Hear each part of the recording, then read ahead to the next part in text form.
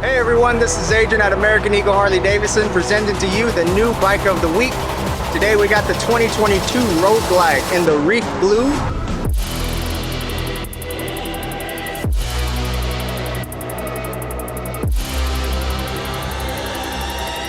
Powered by the Milwaukee 107 motor with a 6-speed transmission.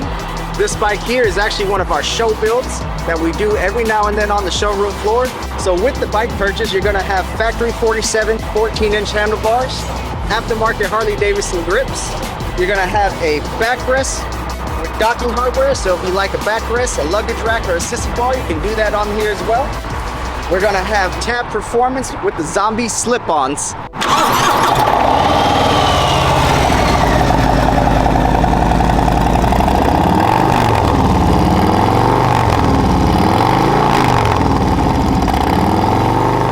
In the front, we're gonna have a GPS touchscreen navigation system. Your navigation is a true touchscreen. You can go out, we can go in, we can touch anywhere on the map and GPS directly to that location. If you have any questions about this model or anything else we have in the store, come see us at American Eagle Harley-Davidson.